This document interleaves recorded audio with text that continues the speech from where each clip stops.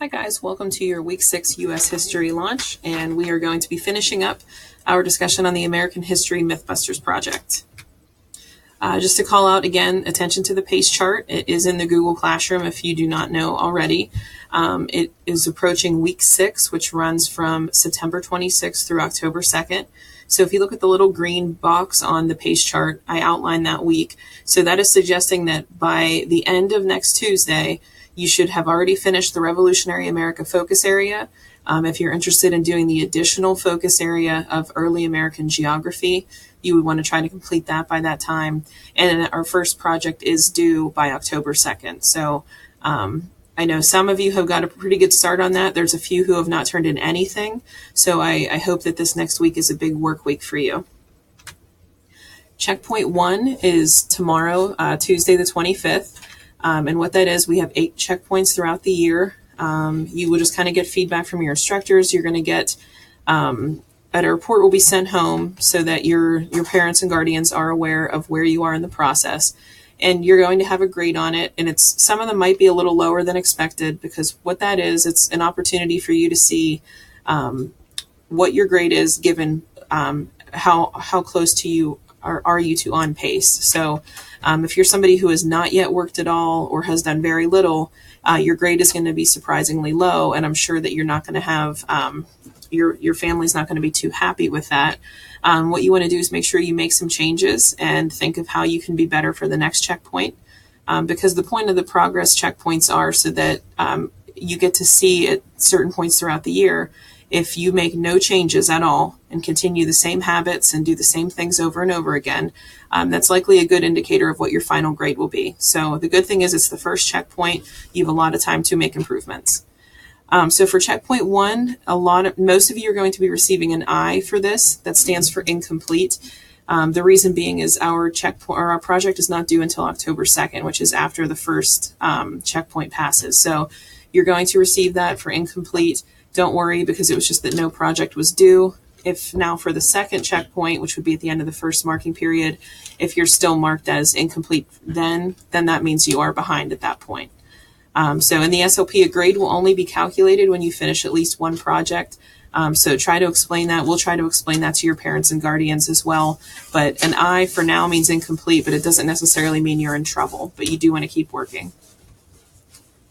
So making sure that you want your weekly view to look or your year view to look more like this. So you want to start turning things green. Use that blue line as an indicator of exactly where you should be. It's going to move a little bit to the right every single day. And you just want to make sure that you have turned everything to the left of that blue line green. And that's what really indicates that you're on pace. Your grades for this course, 10% of your grade is going to be made up of watching these launches and responding to the questions.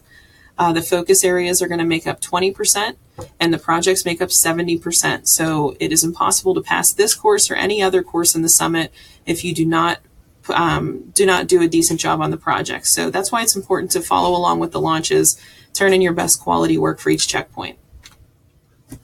The American History Mythbusters project is due next Tuesday, October 2nd. So that, again, will be here before you know it. For those of you who have not yet started it, it's okay. It's really not a huge project, but definitely I recommend going back and looking at some of the old launches where I talk about those checkpoints in more detail.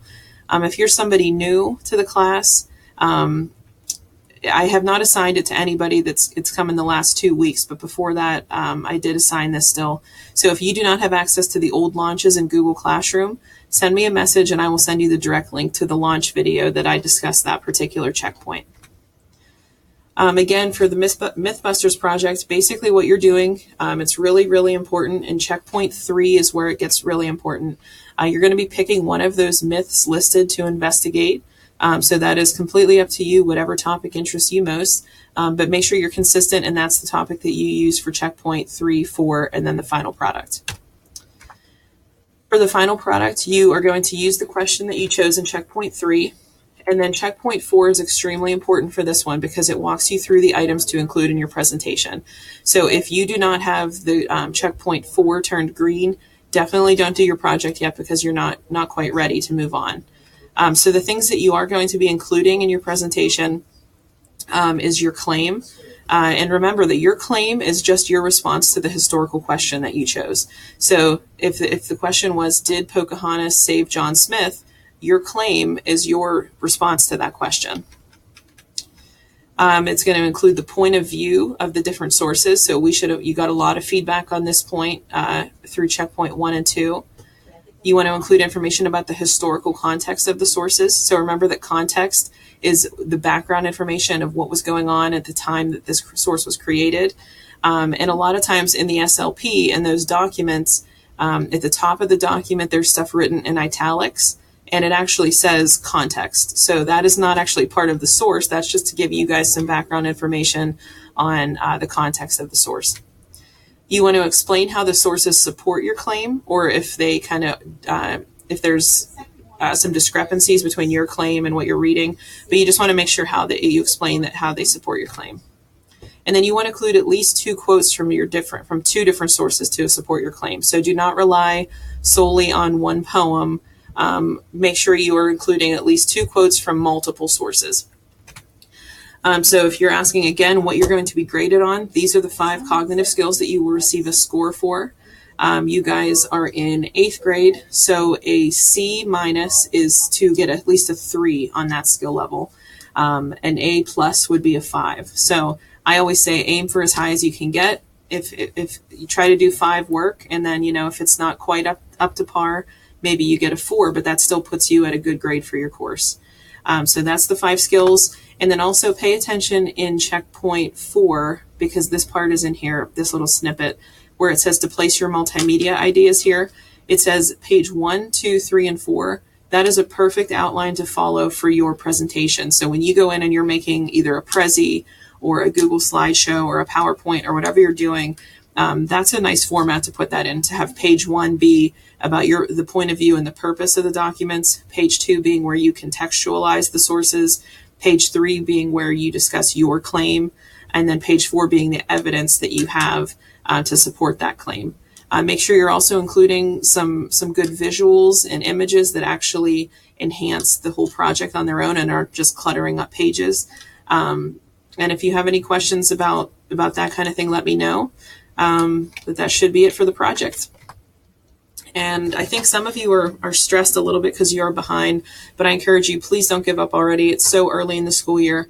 We're only just now starting week 6. I think we have 31 more weeks to go. So that's a long time. Just make a change now and try to practice better habits.